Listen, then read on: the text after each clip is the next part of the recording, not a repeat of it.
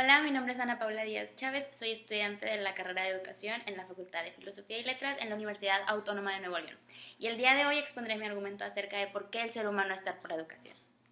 Bueno, cuando hablamos de educación nos referimos acerca del ser humano, pues si bien el ser humano posibilita facilitar la tarea de la idea de la educación, ya que toda investigación que esté relacionada con el ser humano se encamina o nos acerca acerca de una cuestión pedagógica. Y aquí es donde se cuestiona la dirección histórica y la dirección biográfica. Y bueno, a partir de esta idea es donde surge mi argumento acerca de por qué hay que educar a partir desde la historia, la ética y una apertura al mundo, que si bien es una cadena de sucesos, lo cual nos lleva a reconocer al ser humano como tal dentro de la educación. Bueno, primero que nada me parece importante recalcar el concepto del ser humano, pues si bien el ser humano es conocido como un ser de naturaleza, que sin embargo no se debería delimitar nada más a eso, sino que es un ser histórico.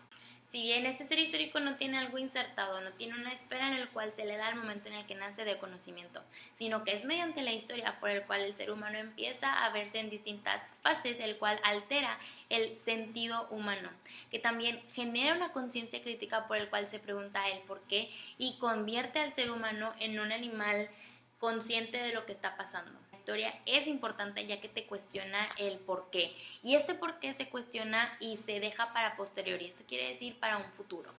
Y la historia es lo que genera una civilización. Entonces, aquí vemos que el concepto de civilización es mediante la historia. Y esa historia también se da por la inserción de una cultura, en donde se inserta un lenguaje sistemático, en el cual se comprenden y se relacionan y se reconoce a las personas como semejantes.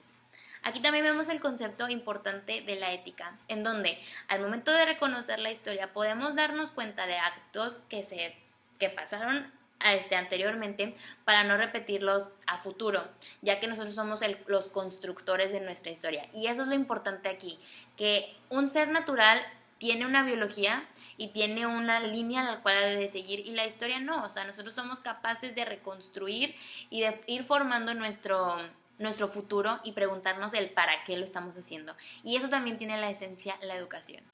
Entonces, con todo esto ya mencionado, podemos decir que la apertura al mundo genera una conciencia crítica, un autorreconocimiento y también una decodificación, ya que el autorreconocimiento se da mediante que reconocemos que somos seres históricos y que somos capaces de preguntarnos y capaces de reconocer el porqué de las cosas. Ahora, esta codificación se da mediante una crítica que se hace al mundo, ya que se pregunta por qué. Entonces, decodificamos las actitudes que hemos tenido para así poder reconstruir mediante la ética todo lo que a futuro nosotros queremos.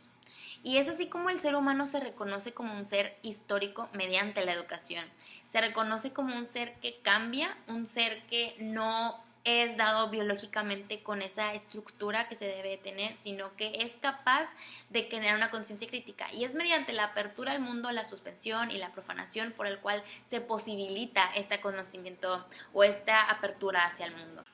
Entonces, es así como concluyó que educarnos desde la historia, desde la ética y desde la apertura al mundo posibilitan también preguntarnos el por qué educamos. Si no tenemos una finalidad del por qué educamos, entonces no llegaríamos a ningún lado. Entonces, ese proceso histórico nos ayuda también para entender las acciones humanas y para entender la antropología, que tener una imagen del ser humano para poder cambiarla a posteriori.